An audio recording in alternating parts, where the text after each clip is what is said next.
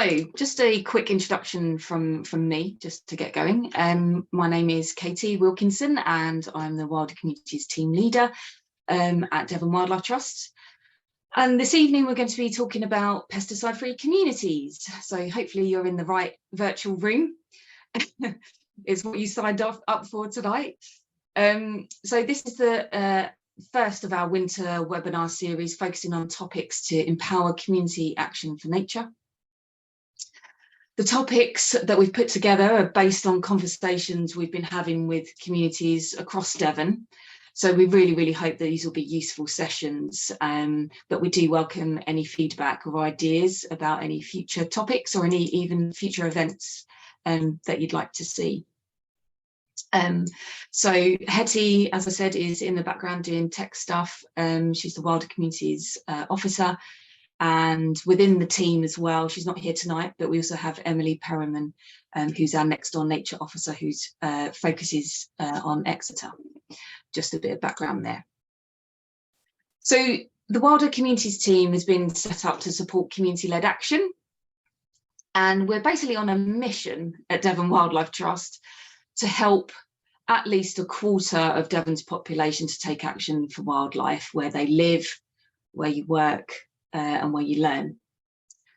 So we want to support you wherever you are on that journey and whichever community you come from to take action for nature.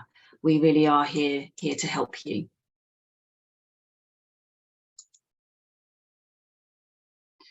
So why take action for nature?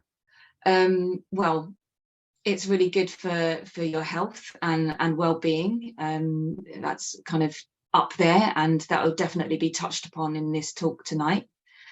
If you take action for nature with a group of people in your community, then it can be really good fun and it can be a really social thing, and you can meet new people and yeah, just broaden your connections to where you live. And obviously, you know, the big one for us is that it improves the environment where you live and ultimately helps with the climate and ecological crisis that we're in. It really will help our wildlife that's really struggling at the moment. So those are three main ones. There's other reasons why to take action for nature, but I think those are the kind of top three.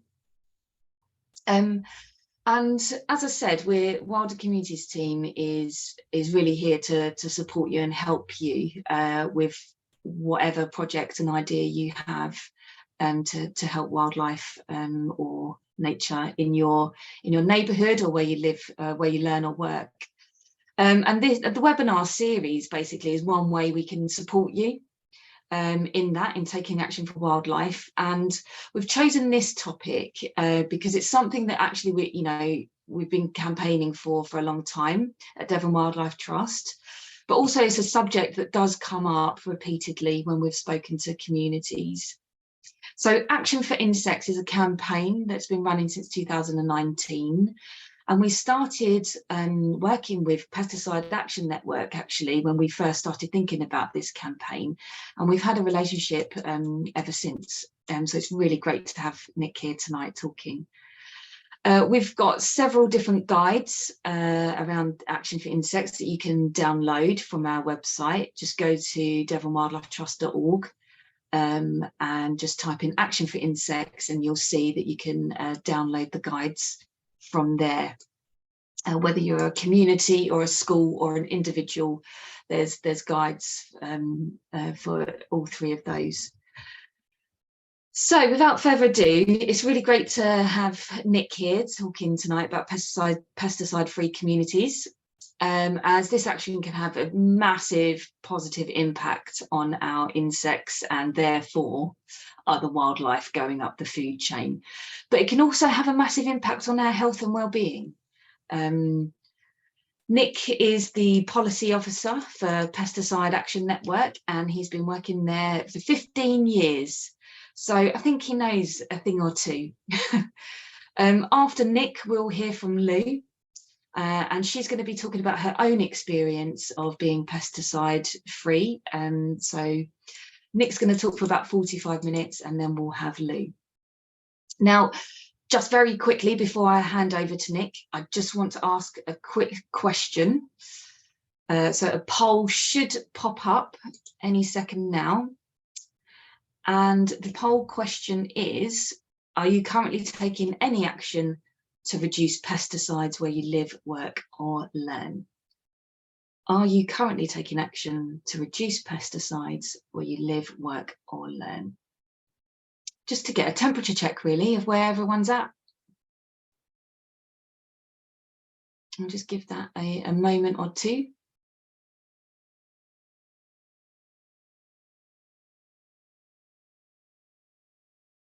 Excellent. Okay. Excellent. Thank you very much, everyone. Right, I'm going to stop screen sharing. So over to you, Nick, to share your screen and begin your talk. Thank you. Brilliant. Thanks, Katie. Thanks for inviting me along, and thank you to everybody who's watching. Sorry, I should have turned my phone off. That was my daughter ringing. So yeah, I should start sharing my screen, and hopefully it will all work as it did when we tested it to start with.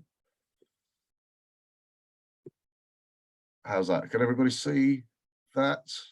Yep, amazing. Thank you. So yeah, I'm Nick from the Pesticide Action Network UK. We are, as the name suggests, a UK-based organisation. We've been working on all aspects of pesticide issues for over 30 years now in the UK and globally. We're the only UK charity, and we are a charity. We're not affiliated with anyone that takes on all aspects of pesticides. And our overarching objective is to campaign for an end of the use of hazardous pesticides, to reduce our reliance on pesticides, and to promote more sustainable alternatives to pesticides, whether that's in agriculture, sort of the amenity sector, so towns and cities, or people's homes and gardens, so wherever they occur. And as I say, over the years, we've managed to get global bans on some of the most harmful pesticides. We've helped 10,000 plus African cotton farmers to switch from conventional cotton to organic cotton growing, which has had huge beneficial impacts for not only their health and the environment around them, but also for their incomes. We worked for many years to try and help clear up the stockpiles of obsolete pesticides that were dumped on Africa as development aid because they couldn't sell them in the EU or Europe anymore. So yeah, we work on an awful lot of things. I personally work on all issues of policy, so agricultural policy, sort of amenity policy, anything related to pesticides that impacts and affects the people and the environment of the UK is what I do. And since 2016, since the UK decided to leave the EU, the focus has been on working and lobbying DEFRA to make changes, whereas before it was very much EU-based, and the EU, whilst not perfect by any stretch of the imagination, does have one of the strongest regulatory systems for pesticides. So at the moment, the UK is in a state of flux with both sort of threats and opportunities to how pesticides are managed as we try and develop our own regulatory system post EU. So that's something that we're also very much involved in, and that's looking at things like how pesticides are regulated, but then also how sort of new trade deals might impact our pesticide standards and regulations, and try to ensure that there's no weakening of where we are, and actually that we take the opportunity to strengthen things going forward. So that's us. So I suppose the question is, why are we so worried about pesticides? What's the problem? They help us grow food. They stop, as the name suggests, they stop pests and diseases from doing all the things that pests and diseases do. Well, the problem with pesticides is that pesticides are poisoned. They are designed to kill living organisms. And that's what they do, and they do it very effectively. They do it very efficiently. They're the only chemical that is legally and purposely released into the environment with the express purpose of killing something. As I say, they do it very well. The problem is they don't just kill the pests and diseases that they're sort of aimed at trying to kill. They have knock-on effects. They impact non-target species. If we have a quick look at the impacts on biodiversity, and I'm sure you're all aware that, you know, we are in the midst of a biodiversity crisis. And it's probably not a surprise to hear that pesticides have quite a large role in that biodiversity crisis. They're not the only thing that's responsible for that, but they are a major player from it, as multiple scientific studies, anecdotal evidence, actual evidence has shown over the last, you know, sort of 20 or 30 years. Well, in fact, even longer. I mean, we are this year celebrating 60 years since the publication of Rachel Carson's Silent Spring, you know, which is arguably the book that kickstarted the environmental movement. And in her book, she warned that the use of pesticides was having such an impact, or could have such an impact on the, you know, on the animal chain, that we would wake up one morning and there would be no birds singing because we killed them all, hence the Silent Spring. And the really sad thing is that in those 60 years, we seem to have learned absolutely nothing, or at least our regulators have learned nothing. And our politicians have learned nothing, or if they have learned something, they've completely ignored it. You know, we are still facing the same thing, if not, I think we're in a worse position than we were 60 years ago. Which is, sorry, I should say now that this talk of mine is not actually full of sort of hope and joy. There's an awful lot of depressing stuff. I'll try and sort of pick it up towards the end, so stick with me. So if we have a quick look at biodiversity in the UK and more generally, since the 1970s, we've lost 50% of our farmland bird species. This continues to be a problem. Every year, the RSPB publishes its farmland bird index, and every year we see that the same species are suffering. They're declining in numbers, they're declining in abundance, they're declining in geographical spread. And this is to do with the way we farm. And the way we farm is largely to do with the availability of pesticides and fertilizers. So there's that, but there's also the direct impacts of you know, pesticides killing the insects that birds feed on, pesticides directly impacting birds. Which brings me on to insect abundance. We are seeing huge drops in insect abundance, insect availability, insect spread. We've seen a couple of bumblebee species go extinct in the UK over the last 20 or so years. And this is really crucial because it's insects that really underpin the whole sort of food chain. They're the very bottom. If you haven't got insects for farmland birds to feed on, you haven't got farmland birds. You haven't got farmland birds for the higher mammals to feed on, you haven't got higher mammals, etc., etc. So we've seen huge impacts on honey and wild bees. There's been a lot of focus on the neonicotinoid pesticides, which we campaigned against for a long, long time. And that took 10 years, despite the fact that we knew they were harmful to bees and bees and other pollinators. You know, that still took 10 years of campaigning to get those things banned. It seems like there's a lack of urgency to actually address any of these issues anywhere by our politicians. They are frankly, they're failing the environment, they're failing biodiversity, and they're failing us. Hedgehog numbers, they've decreased since the 1950s massively. You know, even as far back when I was a kid in the 1970s, we used to see hedgehogs all the time. I haven't seen a hedgehog for many years now. Part of that is to do with habitat. Part of that is to do with, you know, the loss of things for them to eat, which again is linked to the use of slug pellets and other things. We've also lost 95% of our wildflower meadows. Again, this is due to landscape use, changes in farming, etc. But we've lost so much plant diversity, and plant diversity is what helps insects increase. The use of herbicides in farmland settings means that we don't have weeds. They're not weeds, they're plants. They're plants, and they're valuable plants. They're called weeds because they compete with the things that people want to make money from. We've lost 95% of that. We've lost a massive amount of plant diversity. And again, you know, we go back, plant diversity is what sustains the planet.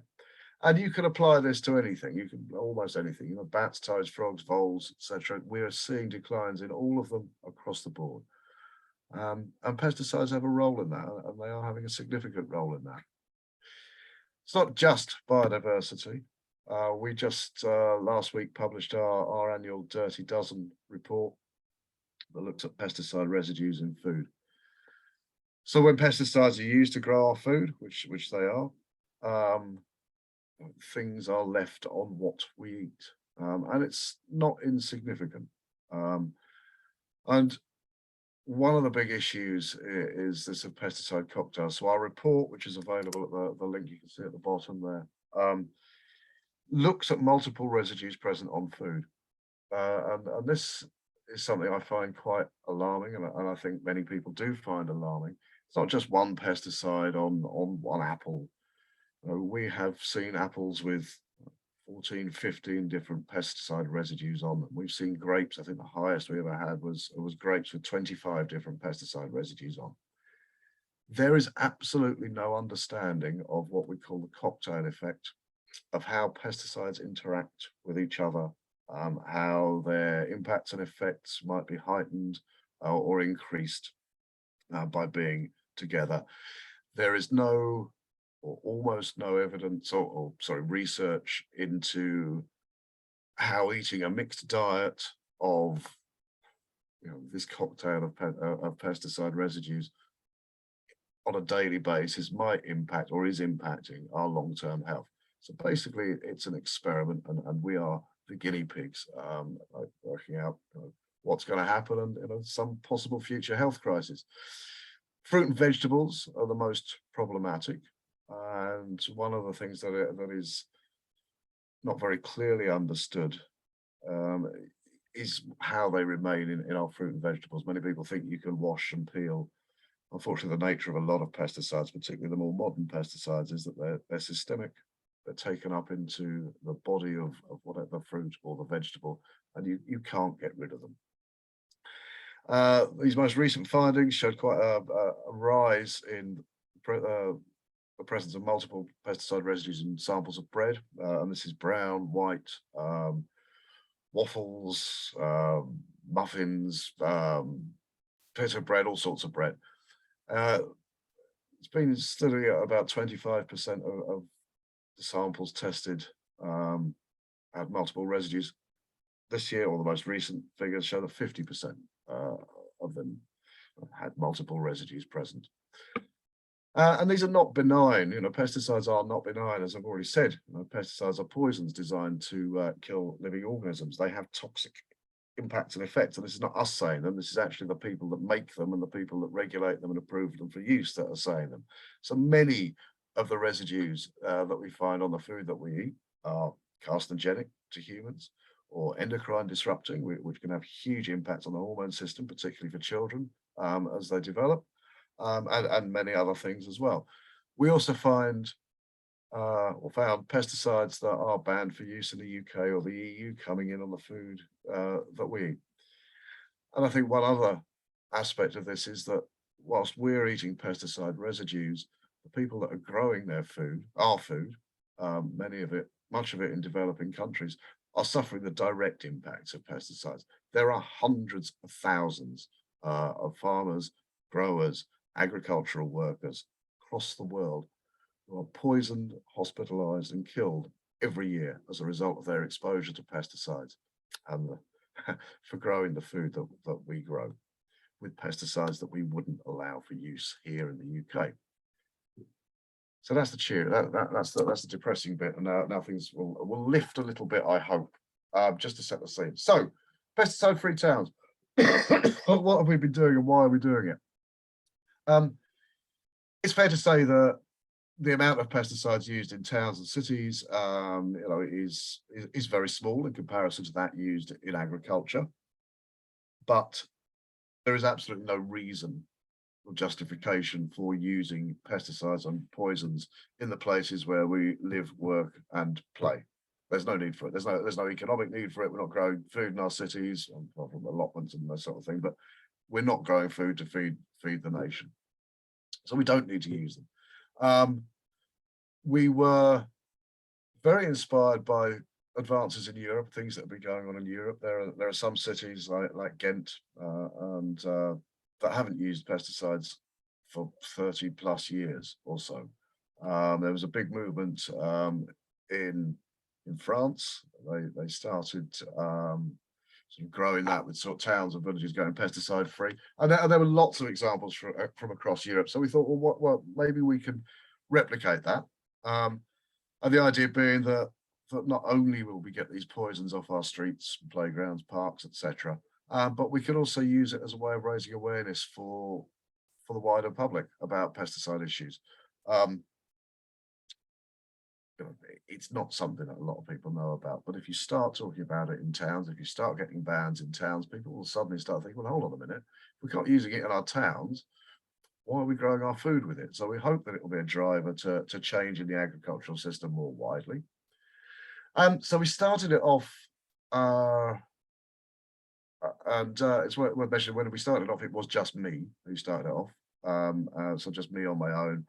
And much as I would like to, I couldn't possibly get out to every town and city and village in the UK.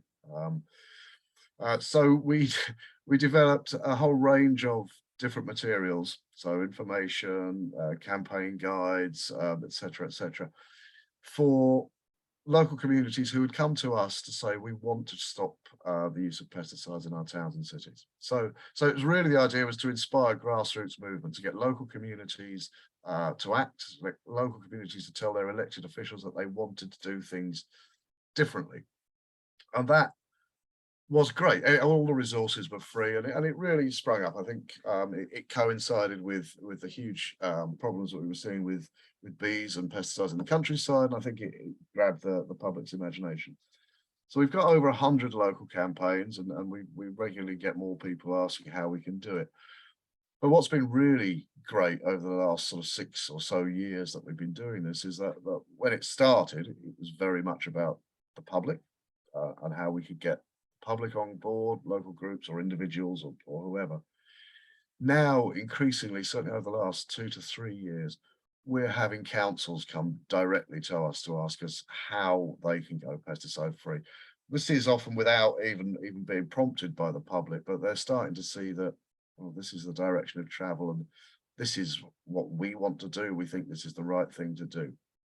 So we've got currently about 80 councils in the UK. This is from sort of parish, town, city, London boroughs, district councils, county councils, doing something, not necessarily all gone completely pesticide free, but they're looking at alternatives, they're trialing alternatives, they have gone pesticide free, they've got a plan in place, a whole range of different things. So for the councils, we provide advice and information, particularly on sort of how you set out a policy, how you do something realistic, how you get the public on board, because that's really important to get public support, and how you get other people to support you. And we have a sort of an ulterior motive, and the ulterior motive is to get a national ban on the use of non-agricultural pesticides. This is something that we think is possible, something that we think is certainly desirable, and something that we've seen happen. So France has banned the use of non-agricultural pesticides. You know, Belgium, all of Belgium's towns and cities are managed without the use of pesticides. And so before we go any further, when I talk about pesticides, I'm talking about the range of them. In towns and cities, it's mainly herbicides, but pesticides covers everything.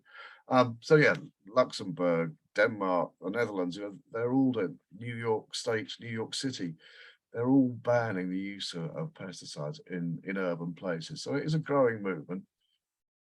The UK is a little bit behind the curve, but I think things are picking up slowly. So that's the sort of rationale for it. That's where we are, and that's what we're doing. And so what are the benefits? And there are a lot more benefits than perhaps the obvious, that we're no longer walking through a fog of poison when we go about our daily business. So I should run you through some of these. So for the environment, reduced pollution, air, ground, and water. So a lot of the use in our towns and cities is on hard surfaces. So whether that's pavements, streets, or sort of pathways in parks, etc. And it's really easy for something that's applied as a liquid, particularly when it's as rainy it is in the UK, for that to then run off where it was applied to and find its way into watercourses, down drains, into gutters, etc. Pesticide contamination of water is a significant issue.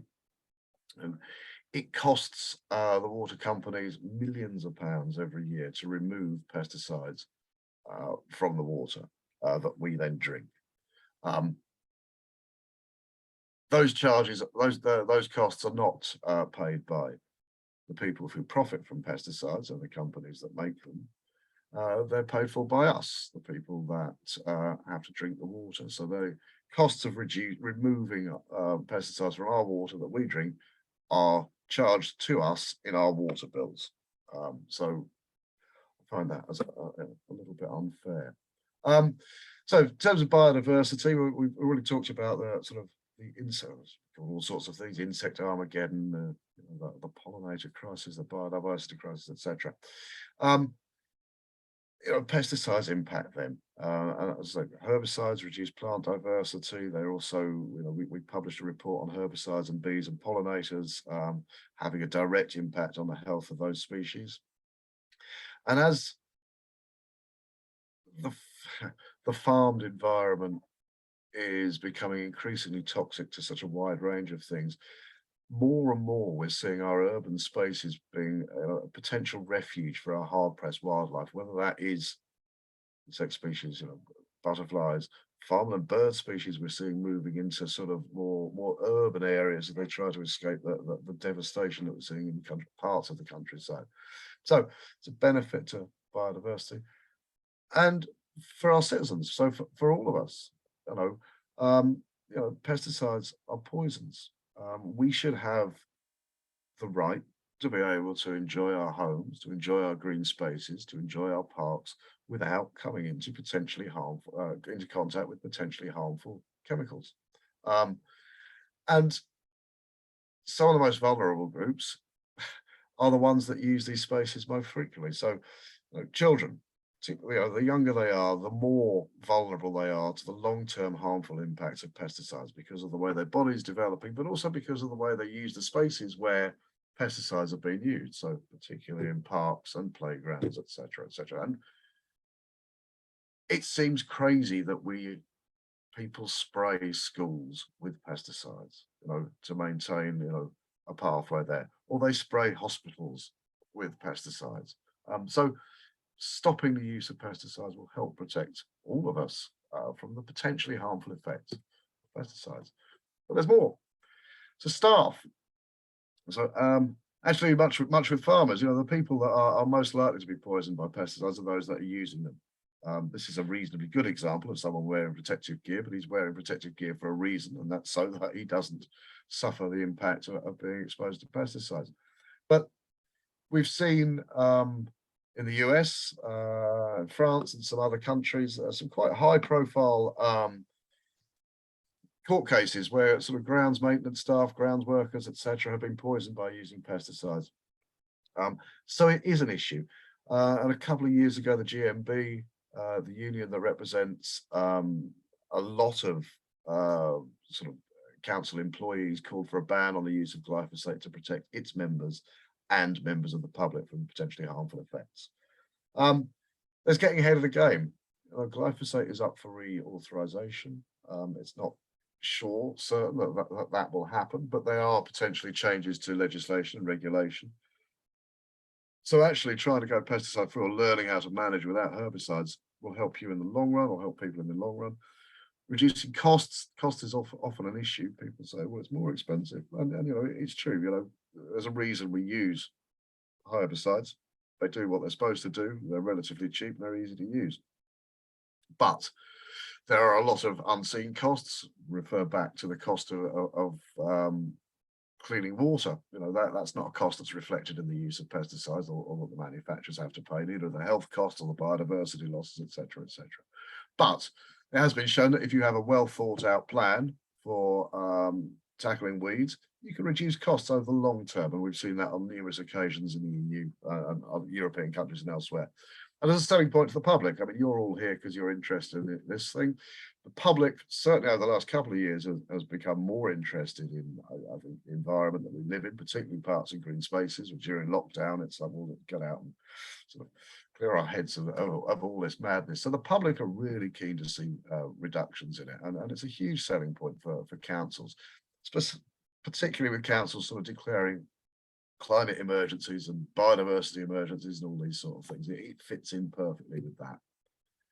Which brings me on to the meeting sort of council pledges. So addressing the climate emergency, helping meet biodiversity action plans that might have been established by certain councils. There are statutory requirements for councils to remove detritus from roads and curbsides, etc. And by doing that, you automatically remove habitat for weeds. It is worth pointing out there's a bit of a dichotomy here between how you manage spaces.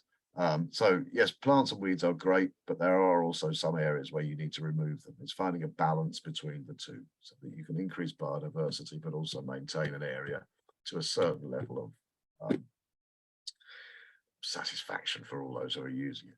And then there's the Environment Act 2021, biodiversity net gain requirements, where councils will be required to show that they are doing things to increase biodiversity in the areas where they operate. So adopting a pesticide-free policy, reducing the use of pesticides, ending the use of pesticides can all help councils meet these various requirements and pledges and promises that they have made. So what are the alternatives? I'm not going to spend too long looking at this really. I think going pesticide free is very much a mindset, and it's a shift in thinking for council, for the operators, for the public, and for everyone involved. But I think the first thing that really needs to be made clear is there is no silver bullet. There's no like for like replacement for herbicides. They do their thing. There isn't one thing that you can move in that will do the job of it to the same level, with the same ease. And a lot of people fall down on that. They say, well, can we do this, just this and that replacement? Well, no, you can't. It's a complete change of mind, whereas you have to look at the whole thing of what you want to do. There needs to be some clear policy framework and guidelines for delivering this. So you need to know what you're hoping to achieve, when you're hoping to achieve it. It really is no good just saying, yeah, we're going to reduce pesticides and not understand how that works. The third point here is it takes time, and it does take time. You're not going to stop using things overnight and expect it to work tomorrow. We have seen that fail. I think Brighton is a really good example of a council that was super gung-ho. Yeah, let's go, which it's not that surprising. Super gung-ho. Let's end the use of pesticides, and they just simply stopped spraying, and it all came back to haunt them because they didn't have a proper plan in place. And I think that, it's again, you can look at this through the lens of agriculture. It would be lovely if we could go organic tomorrow, but because we've destroyed all the systems that would support organic agriculture by the use of chemicals and intensive farming over the years, it's never going to happen. So it takes time for change to be able to be put in place. And then communication is really, really important. And you need to get the public on side. You need to get an understanding of what they're going to see and what those changes are going to be. And you need to get their support, because there is a very deep set amongst some parts of the community, this sort of neat and tidy mindset where everything has to be in its place. And this goes back very much to our whole idea of we can control and tame nature, which certainly over the last 15 to 20 years, where I think we're starting to see that actually maybe we can't control and tame nature, and maybe it's better to work with it. But they are still a very vocal voice. So communicating with the public, getting people on side, but likewise talking to your neighbours and your friends and etc. about why this is really vital. So quick spin through some of the alternatives. So this is my favourite: do nothing. The cheapest alternative is no alternative. That was quoted by Hackney councillor John Burke. when he was challenged about the cost of going pesticide free. He said, well, we're just not going to spray, we're going to let areas go wilder. So there's actually no cost. And they ended up saving £10,000 per year, which they spent on other things, such as rewilding parks, planting trees to reduce temperatures across Hackney. So yeah, do nothing, but it's not really doing nothing. It's looking at areas that you can manage differently. You can manage them for nature. So could that little bit of area that we used to spray, actually, you know what, could we have that as a little bit more of a wildflower meadow? And this ties up quite nicely with the whole no mow movement, which has come along as well. So you're not mowing verges. So again, you're saving money there as well. Preventative measures are always great. So if you design spaces that are weed unfriendly, that you don't specifically want weeds in the first place, then you're not going to have a problem. This sort of goes hand in hand a little bit with keeping things clean and getting rid of detritus and all that sort of thing. So you can design, unfriendly spaces that haven't got corners that you can't get in, or areas that can be swept, or pavements with cracks in them and that sort of thing. You can use membranes under paths and paving if you're laying that to stop weeds coming through. Cover planting, I've seen some really great examples in a huge park in Ghent where they used what used to be called weeds as cover planting to sort of crowd out all the other things that they didn't want there. But they had some beautiful displays they've had of things that would once have been gotten rid of. Mulching, see down on the trees in the corner there. Again, these are all ways to stop weeds coming up in the first place. It's the old-fashioned way. The old-fashioned hoeing, raking, mowing, and hand weeding. These can all be done. Whether they're done by council operatives, whether they're done by local groups, community groups, which I think Lou is probably going to tell us about after this, which would be great. But we've seen some great stuff. There's some, if you have a look on our website, there's some really good stuff about Lambeth, where they've got lots of community heroes out to go and they've got, not one or two, they've got 100 or so people to go out and take care of their own streets and weeds and weed and tidy things up. So hoeing, raking, mowing, hand weeding, etc. They're all valid options. It depends how you want to implement it, really. So alternatives to pesticide, the new fashioned way. So there are other things coming up. And these have been adopted by some councils as part of their strategy. So there's hot water, which has been slightly superseded by foam stream, which is a hot foam thing. It's basically hot water, but it's also got an inert some foam in it that holds the water high enough at a higher temperature for longer, which means you can kill more of the weed. You can sterilize seeds, etc. But it's also great for getting rid of moss and chewing gum and graffiti as well. So again, they're multifunctional. There's electricity. Passes a current through the roots of a plant and will kill it dead, which is really good for invasive species.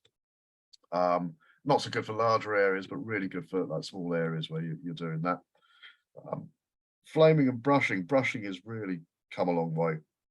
And you can get this in all sorts of sizes. And, it not only will rip weeds out where you want them ripped out, but it'll also clean the area again. So making sure that you're not going to have a problem with weeds in the future, so keeping things down. Invasive species is always an issue. All of those things mentioned will deal with them to some extent. Foam stream is particularly good around water, so for things like crassula. Japanese knotweed, a perennial problem, and councils, and others have a statutory requirement to deal with invasive species. So things like mesh tech, which you can see at the top right there, it's a mesh that you lay over the area affected. The knotweed grows up through it, the tuber swells, it cuts itself off. And over time, not overnight, over time, it will weaken the plant enough for it to be killed. Things like stem injection, that's still using a herbicide, but that's injecting directly into the stem of things like hotweed or knotweed, etc. So you're not spraying, so there's no spray drift. You're using less because it's going directly into the plant. It's controlled and measured. Would be the preferred way of doing things if nothing else was available. The root wave again is this electricide thing, which it works really well. So a quick look at a case study from Strasbourg in France to show that it's not just, there's an awful lot involved in doing this, but it is possible. So 2008, Strasbourg City Council decided they wanted to go pesticide free. It was part of the sort of the French movement of towns and cities going pesticide free. And so they agreed to do it. So they spent time and put some money into training council workers in new techniques, but also at the same time launched a communications campaign with the public to encourage them to accept this greater level of weediness, to tell them that they're going to expect to see things differently, but what the benefits of that are, i.e. no pesticides being sprayed, more biodiversity, no pesticides in your water, etc., etc. They've used, they trialed a whole range of different things, so brushes, flame weeders, and steam, which is quite a long time ago. Things have moved on since then. But they also use different planting and layout techniques. So things like, say mulches, plant selection, cover planting, etc. One of the things they did was sort of end the use of the showy displays of annual plants that you'll often see in a town centre that are of absolutely no value to pollinators whatsoever, cost councils a fortune and require replacing it every year, but also spraying and this sort of thing. So doing things like, because why not? Why have an annual that costs you £30,000 a year when you can have perennials that cost you once and not again? Again, it's about that whole way of thinking about how you deal things. They do an awful lot of things in understanding the area. So the areas that would need weeding, whether that's for access or removing trip hazards or that's whatever, and those areas that could be left to go wild, and the areas that were left to go wild, they left them to go wild. And this is from a UNESCO report. This thing at the bottom here. So the zero pesticide policy is changing the vegetation of the urban green spaces, with weeds previously destroyed now being a feature of the landscape design. It is a World Heritage Site. Going pesticide free is supported by UNESCO and supported by the citizens, and it's ongoing, and they haven't gone back on it, and they have not been overrun by dandelions in the street and waiting to rob pensioners at night and that sort of thing. Strasbourg's a beautiful city, absolutely beautiful city, and it is perfectly possible to go pesticide free. So this here is a sort of a little list of the things that we provide. They're all available for free on our website. You can download and use. So we offer a lot of help for local authorities, for the public, for campaign groups, for community organisations. So for anybody, we're always keen to help where we can, at whatever level or whatever stage you're at. But there's a lot that you can do as well. So you have a role to play. So on a personal level, these would be some of the things that I would recommend. Ditch your chemicals. You don't need them in your garden. You don't need them in your allotment. They might make life easier, but you don't actually need them. And we have seen, it actually started in Guernsey, where they held a pesticide amnesty. Am I right to, sorry, Katie, am I right to ask the question now? Shall I ask it now? Yep, okay, great. So yeah, Guernsey, they organised a pesticide amnesty that ran over 2 days, and they got hundreds and hundreds of bottles of old pesticides, some that were illegal a long time ago, that had just been sitting in people's sheds and etc., where they couldn't get rid of them.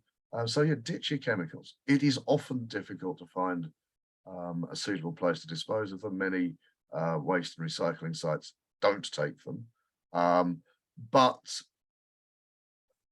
there's a growing thing. Bristol's just done one as well, so we're very keen for local areas to organise amnesties, pesticide amnesties, where the public can come and hand in all the old stuff that's in their shed or wherever you keep it to a central point, and then it will then get disposed of. And we'd be really keen to hear if that's something that would be interesting for communities around Devon to do.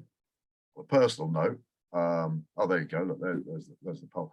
On a personal note, I was clearing out my parents' shed And I found quite a lot of old pesticide bottles, one that was just handwritten that said fungicide, insect killer. I have no idea what it was. So there's a lot lurking out there, and getting rid of that is a great way to go. Buy organic food where possible. I would recommend, if you are concerned about pesticide residues in your food and what you're eating, have a look at our Dirty Dozen list on the website. It'll give you an idea of what to avoid and what you cannot avoid. But also buying organic and actually telling your shop, wherever you get your food, that you want pesticide-free food, whether that's organic or conventional, will help change things. Supermarkets do listen to their customers. Get political. Tell your local council that this is an issue for you. Go to a ward surgery meeting, your ward councillor, and say, look, why aren't we doing this if you aren't doing this?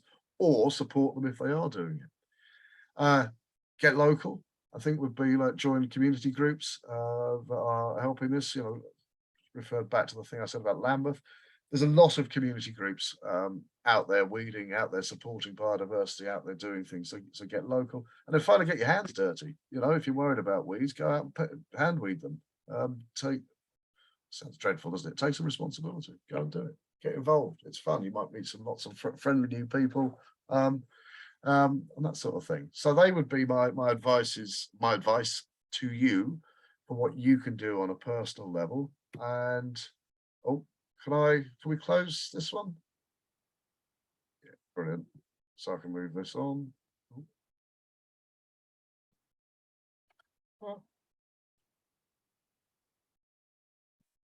There, I shall leave you with this phrase from Rachel Carson, who, as I said, is Silent Spring is 60 years old this year.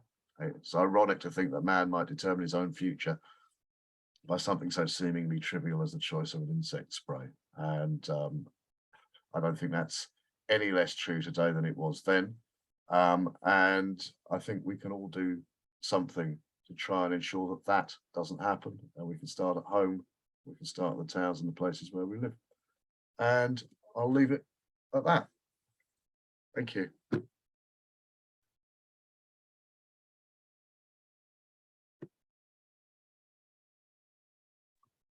Thank you so much, Nick.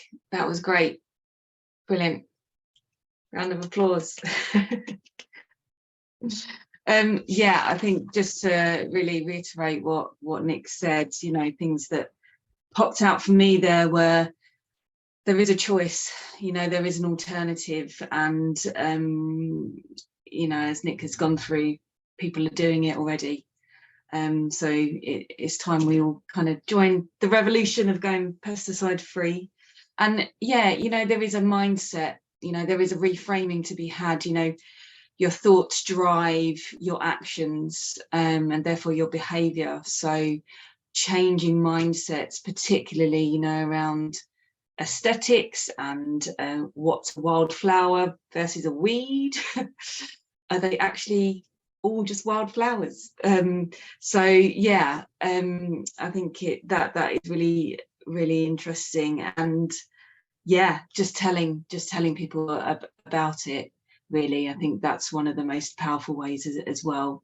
Taking action and telling other people about the problem that we have with pesticides and why it's a problem. So yeah, if we all do something, it adds up to a bigger picture, and eventually it will become the norm, not the exception, that actually our towns, our villages, our play parks, our schools, hospitals are actually chemical free. That should be the norm, and I hope we get there. So I'm going to hand over to Lou now. I'm just going to share my screen. Share. I can't talk and do something at the same time, it seems. But yeah, I'm going to hand over to Lou. Lou is from Exeter. She just so happens to have a RHS level 2 diploma in horticulture. She's a wildlife gardener, and she's also just starting up her own business as well, selling chemical free plants. But yeah, we've asked Lou along because we wanted to, you know, to give a real life example. I know Nick has given real life examples, but we wanted to bring someone along from the community. So yes, I will hand over to Lou.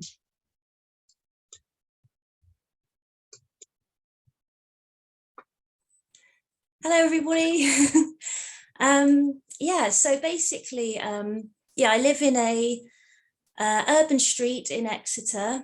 We bought the house 2017, my first ever, possibly my only home.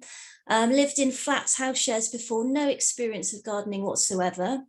But growing up in Exeter, had a sort of an affinity and love of nature. For some reason, found myself reading wildlife gardening books, and it sort of went from there. So when we saw the house, it's got like a medium-sized L-shaped garden.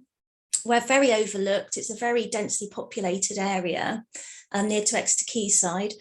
I looked at the garden and I just saw loads of exciting potential to help wildlife, really, as well as it being obviously a nice place to relax in with family and friends. I just looked at it and thought, isn't it exciting that I can actually do something tangible when you can feel so powerless, really, with all the doom and gloom? So that's really what the garden is for me, and a way to share what I'm doing as well through Instagram.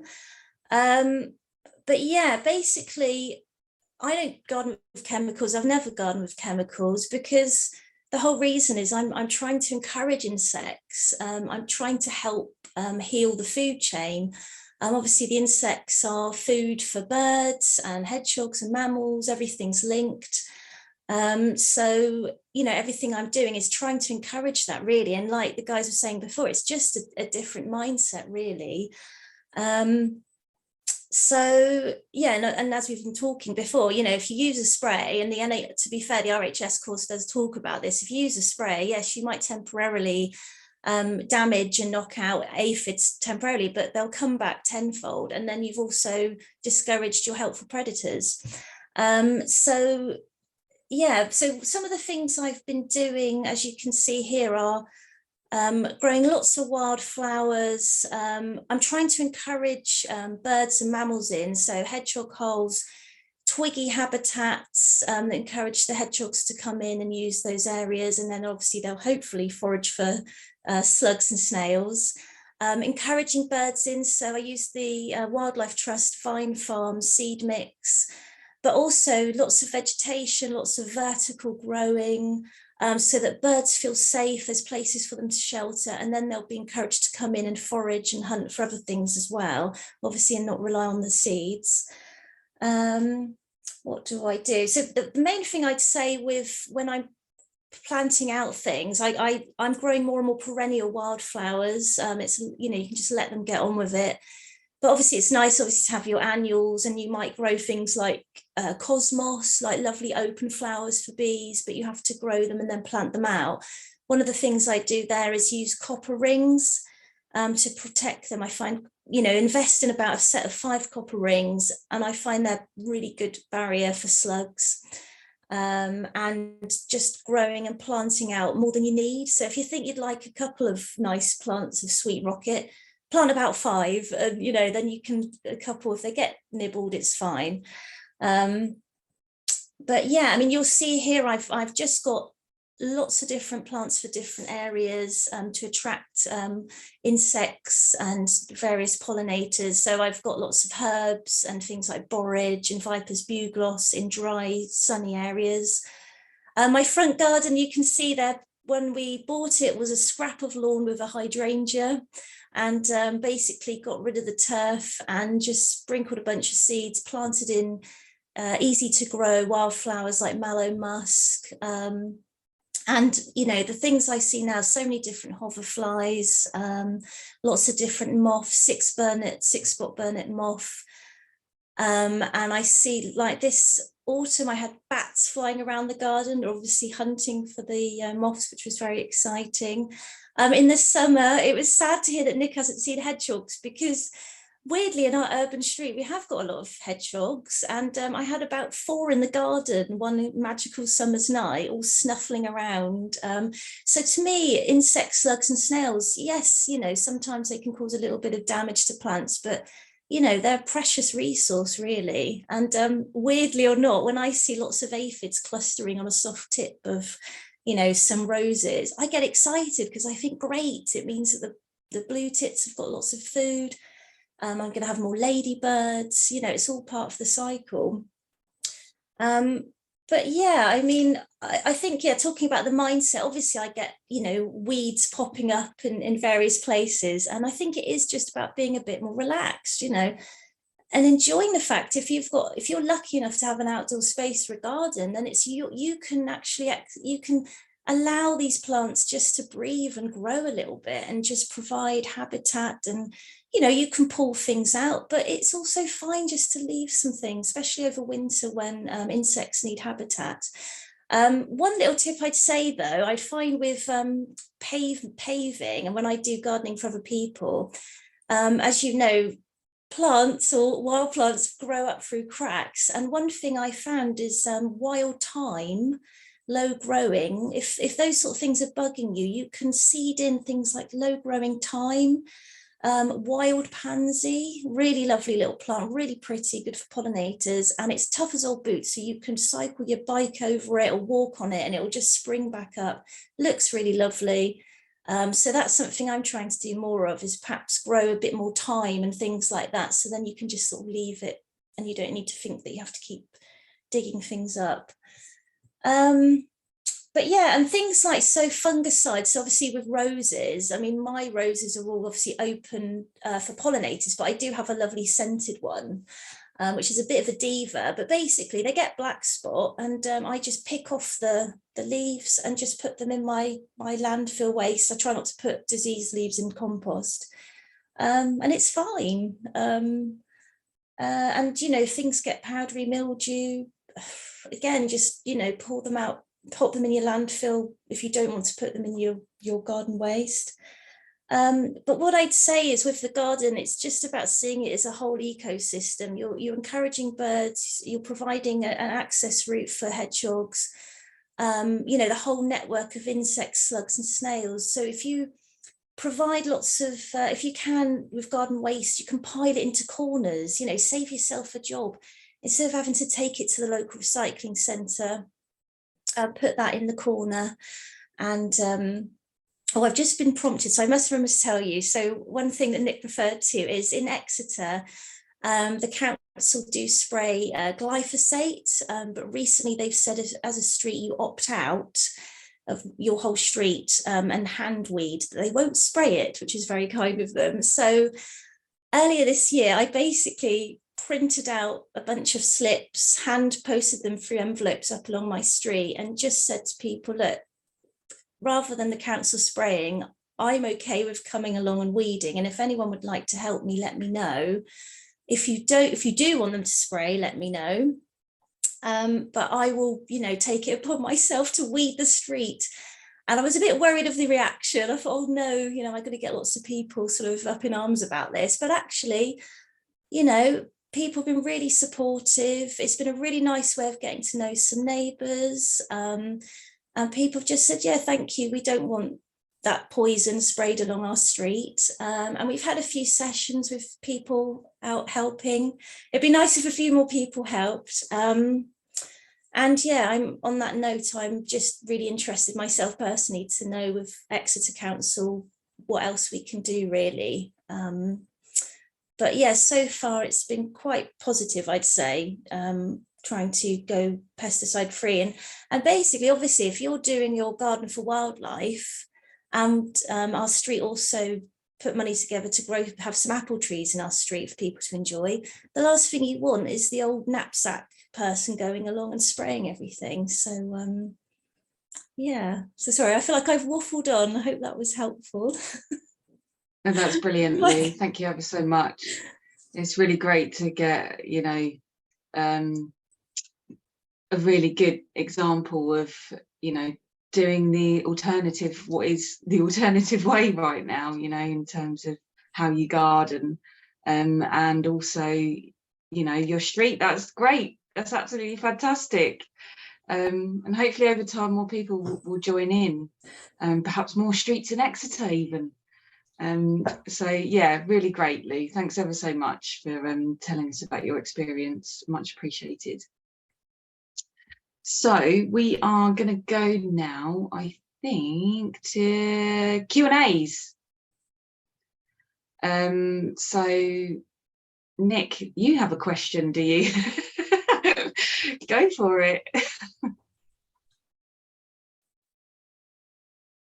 We have to unmute. Oh, ask to unmute. Oh, Hetty.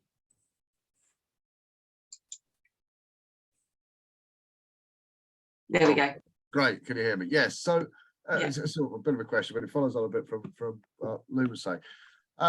So one of the things that happened in Hackney, when they did withdraw spraying from a housing estate, an area of housing estates, they don't do any of their housing estates at all.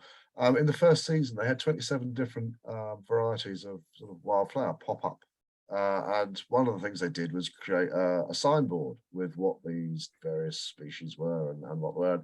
And really, the people got really interested in it. So I'm wondering if there is some scope for doing some sort of citizen science in terms of species, right, recognizing species, but also maybe producing guidebooks or guides for people in Exeter or wherever it might be around Devon, and whether you thought about doing that.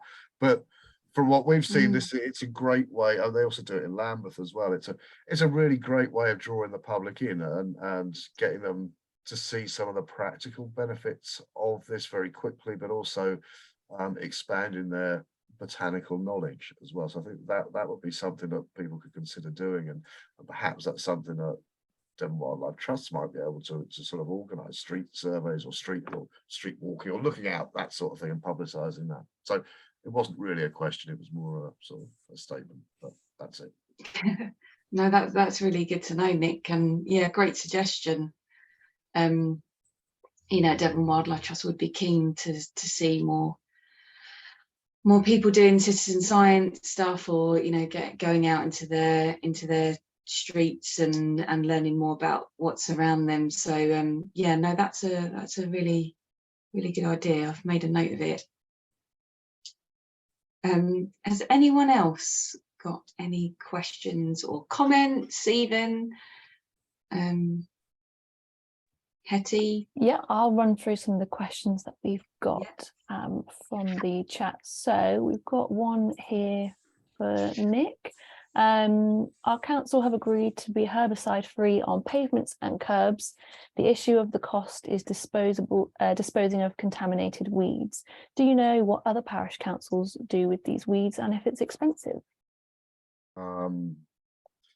When you say contaminated weeds, what do you mean by contaminated weeds? Good question. If you want to pop in the chat a bit more detail for the person that asked that question. I mean, I would suggest composting, which a lot of councils do with an awful lot of vegetation for things like Christmas trees and whatnot. So composting, set up a community composting facility, which could then go back out to people, local people, to help them grow more stuff wherever they are. Might be a useful thing. They've added a comment just to say fuel residue. To say what? Fuel residue. So I'm guessing that might be kind of roadside, perhaps. Right. I mean, where does anything go? So where does the clippings from a grass verge go?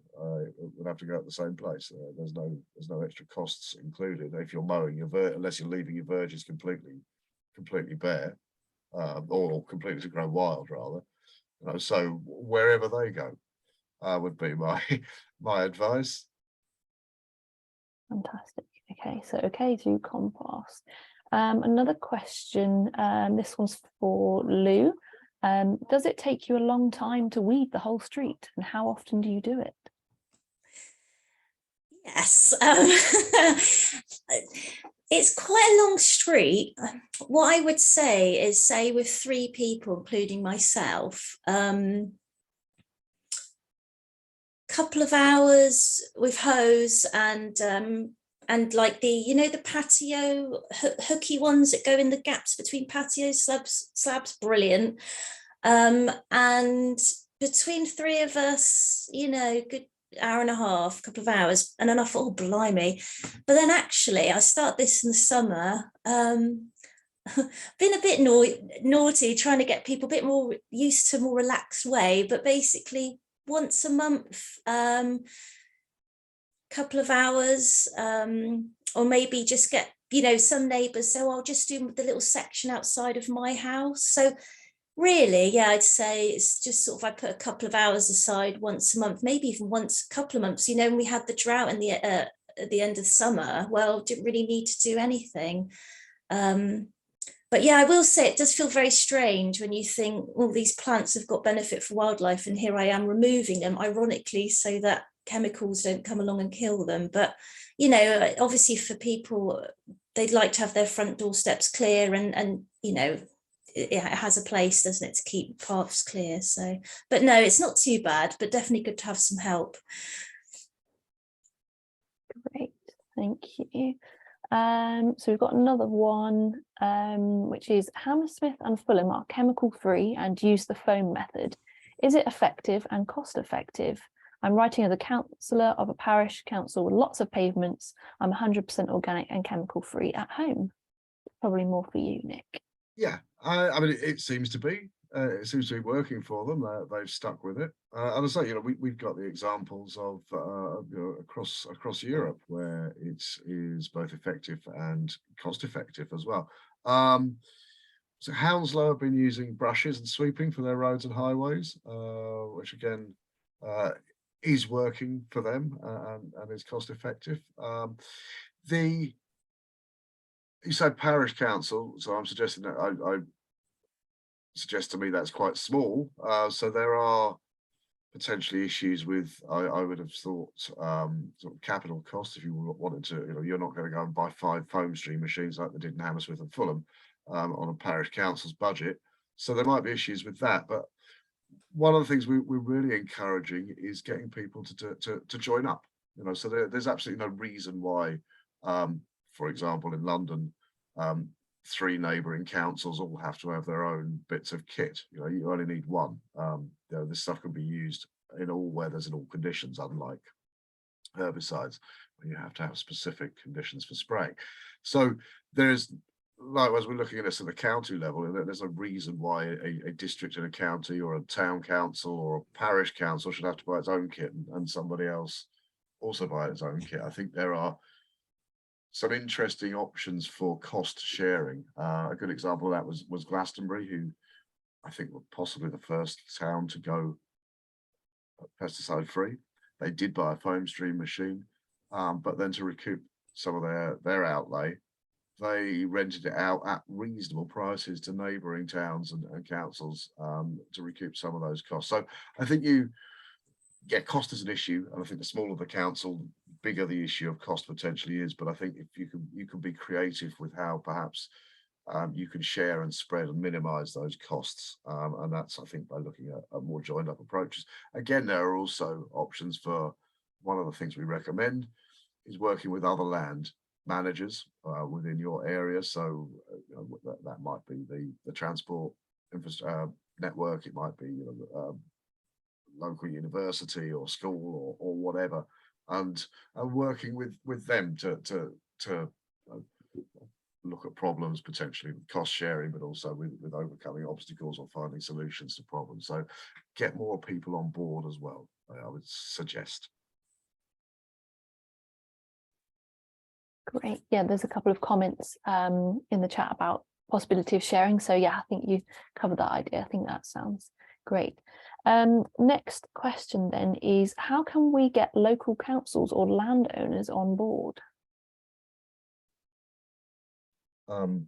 Tell local councillors when they come to election that you'll only vote for them if they commit to going pesticide free. Is that probably the best way in? Find some friendly councillors that you already know to put forward a motion to the council that they want to go pesticide free, and as and then use your push your members, friends, colleagues, family to then get other councillors to support that motion, and make sure that if and when, and this is actually, I'm not, this is a tried and trusted sort of approach to getting councils to change or to do things. once the motion is taken through, then ensure that the council develops a policy, and one of the key parts of the policy should be setting up a stakeholder forum to draw in other land managers. You might also find that actually other areas are already doing things. So, for example, in Bristol, the university there had already started going pesticide free before the city decided to do things. So there might also already be people doing things. But yes, I said speak to your local councillors, find a friendly councillor, put them in touch with us, or put them in touch with show us their material. You can also, there are other ways of doing it. You can start a local petition to the council, which works quite effectively. If you get enough signatures on it, you can force the council to have to respond or to take some kind of action. If you get enough signatures on that, you can go and talk at council meetings. Use the various mechanisms available to you through your local democratic services, which are there for you, and you can do it. Ultimately, councils should do your bidding, and if it's the right thing to do, which I think many people are seeing that this is the right thing to do, you're kind of pushing at an open door, really. But they do need goading would be the right word, but also supporting as well. I would say approach them with a supportive and positive attitude. Don't go shouting that you're killing bees, awful people. It's like work with them because they're citizens where you live as well. But I think there are a number of ways in. So friendly councillor motion, public petition, show that the groups are interested, show that there's interest from the public, and you can have quite surprising results quite quickly. Brilliant. And have you got any tips for engaging local landowners as well? It would depend what the landowner is, who the landowner is. You might struggle with the farming community more than you might struggle with a local university. So, I mean, it's, you could start where, it depends. Again, there are so many different areas. I mean, you could start with if your kids go to a school, ask them if they're doing, if they're spraying the paths and the pavements with pesticides, and ask them to stop doing it. Ask them to start developing wildflower areas instead, or get the kids out weeding. It depends on what the land is and who manages it and who owns it.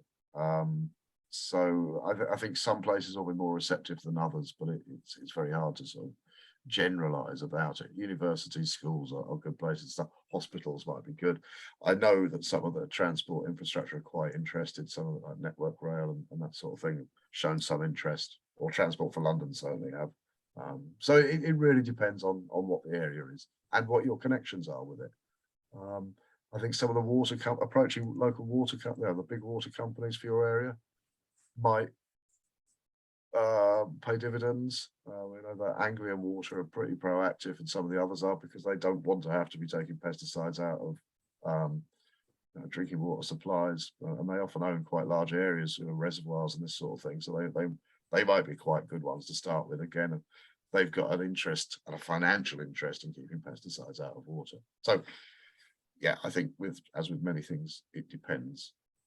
But go in and be positive to start with, I think, would be my overall advice. Brilliant. So our next question, what was it gone? Next question is for Lou, which is, how can I get my local council to stop spraying on my street? So maybe just a little bit more detail about how you kind of have been talking to your local council about that.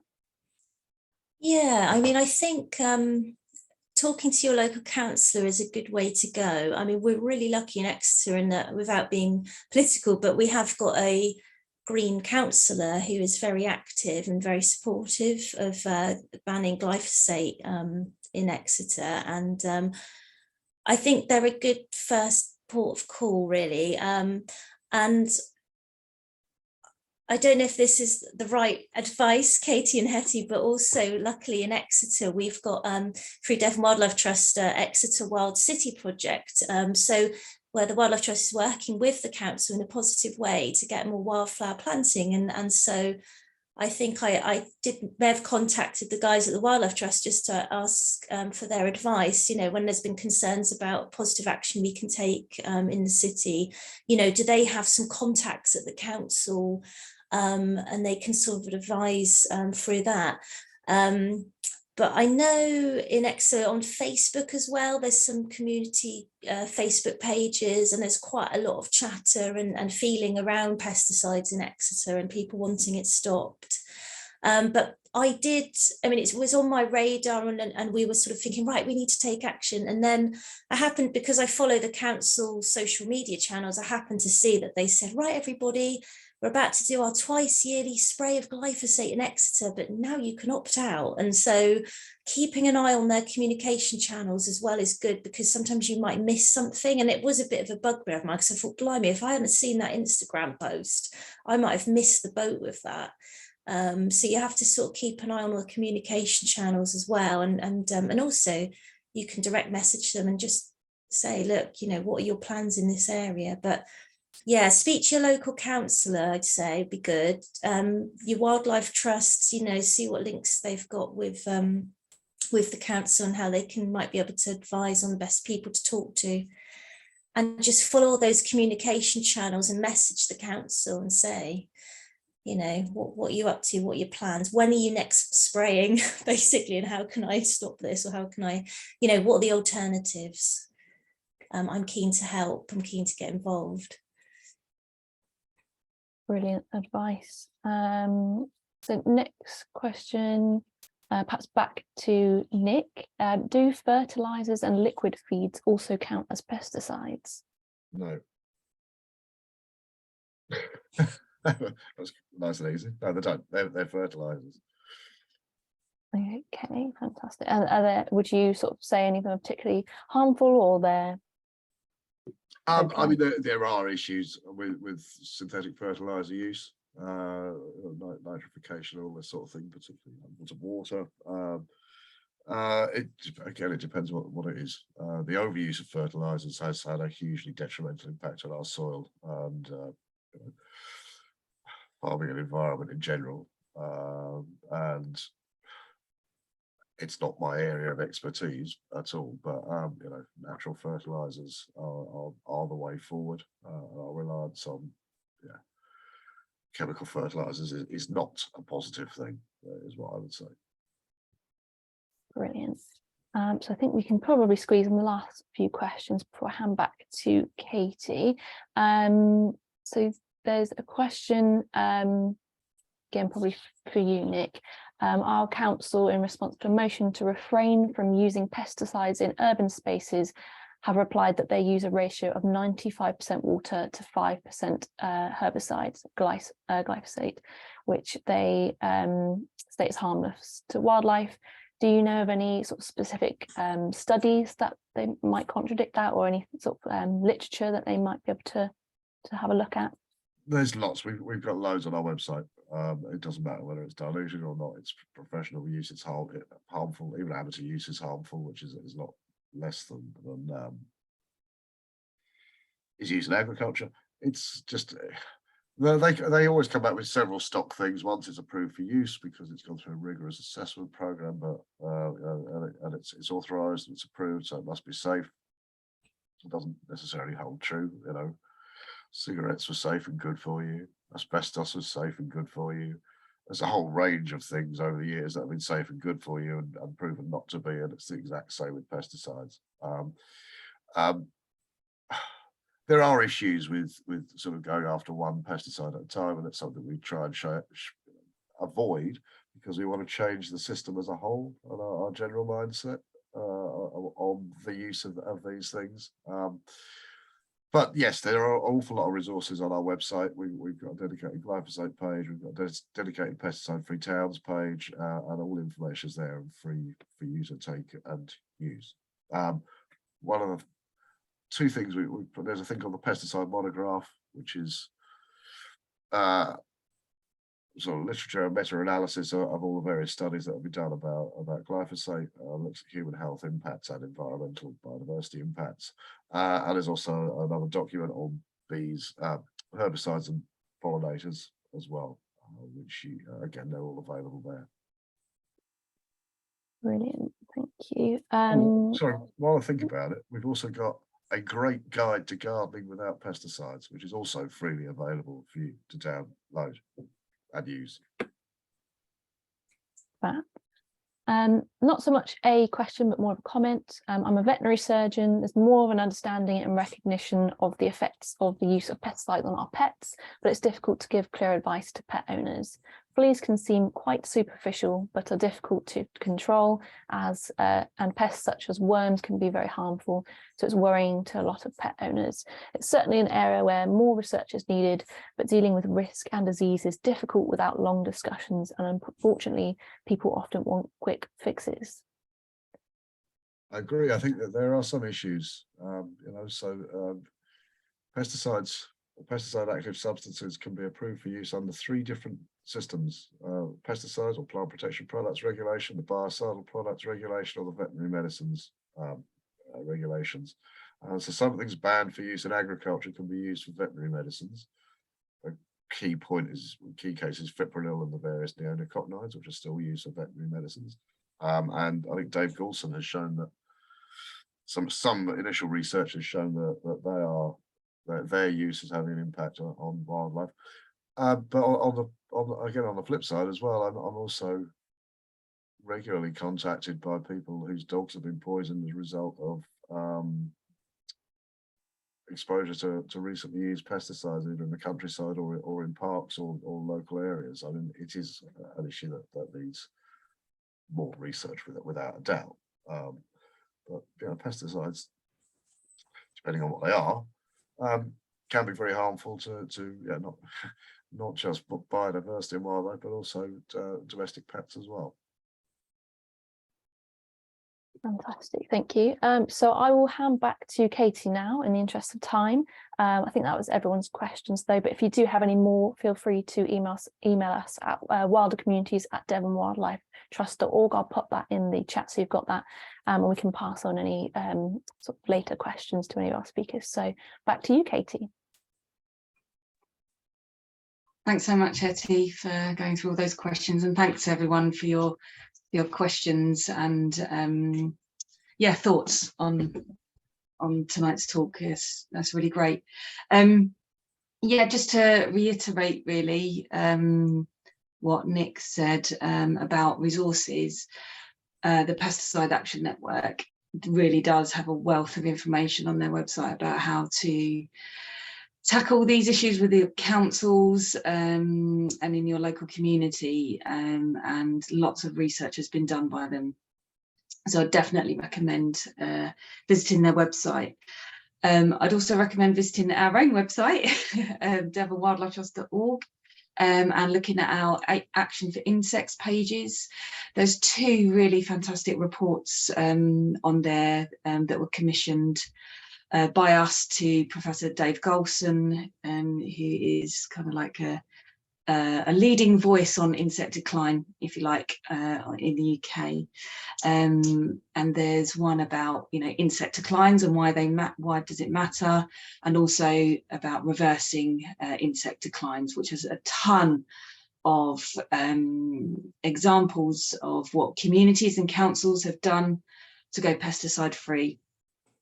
So, if you want to do more, if you're just starting out, there's definitely people that have gone before you and paving the way. So there's lots to copy and lots of information out there and case studies and things. So definitely encourage you to have a look around at that information. And then just to say really about Devon Wildlife Trust, as Lou said, we have a really good relationship with Exeter City Council through our Exeter Wild City project. If you want more information about that, that's on our webpage. Anything to do with the council and the local environment, then perhaps get in touch with us and just see what conversations we've already had and who we're contacting. It's for us, it's really great to show the council that local people want what we also want as an organisation, You know, it's not just us as an organisation saying that, you know, that we want to protect the environment and help wildlife. Is actually local people in, you know, in the places that they serve that want it to. And that voice is very, very important, that local voice. We've also got Green Minds in Plymouth as well, and there is relationships there with the council down there. So if you're in those two areas, then do check out those projects, because there might be groups already doing stuff in your community as well. So do reach out. There's also obviously the Wilder Communities team. You know, if you've got a sprig of an idea of something that you want to do in your local community, whether that's weed-free streets or contacting your local council, and you know, you just want a bit of support, then we're here for you as well. So that's Wilder Communities at devonwildlifetrust.org if you wanted to email us as well. So I think we're on to the last poll question before I close the session, and that's basically to see where you are now in terms of, you know, after this talk. Do you feel more able, more inspired or confident to take action to reduce pesticides where you live, work or learn? And Hetty will pop up that poll there that's just come up for you there. So if you could answer that, that would be fab. You know, to see if, you know, this has actually made a difference to you. I'll just give you a moment.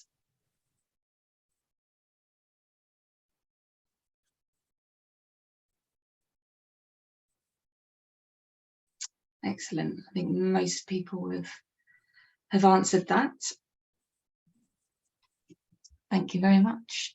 And it's really good to see, you know, people are saying that they do now feel able or inspired or confident to take action. And like I said, lots of information to help you on that journey, and lots of support as well. So don't feel like you're alone.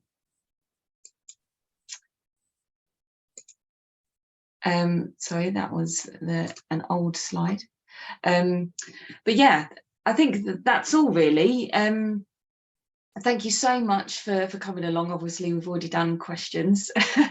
But thank you so much for coming along. It's really been great to have Nick and Lou talk to us tonight. So thank you, both of you. Thank you for coming along. And the next webinar will be on the 7th of December at 7 p.m. It's a Wednesday, 7 p.m. And that is with Amanda Strauger, Grants and Fundraising Manager at Devon Wildlife Trust. And we're going to be talking about top tips for fundraising in your community. You know, this can be a real kind of opener for you in terms of, you know, if you've got an idea in your mind, perhaps you just need a little bit of money, you know, 250 quid, 500 quid, you know, small pots of money like that can really bring your ideas alive. So I can't underestimate the value of funding, really. So yeah, we've got Amanda. That's going to be a really great one because she has a wealth of experience in that area. So I hope you can join us then. We'll put out reminders for you. And that's all. Before you leave, we've just got just 2 more poll questions that are super quick. It's just for just our own information, really. That would be really great if you could fill that out before you leave the meeting. So thanks very much, everyone. I hope you have a good rest of the evening.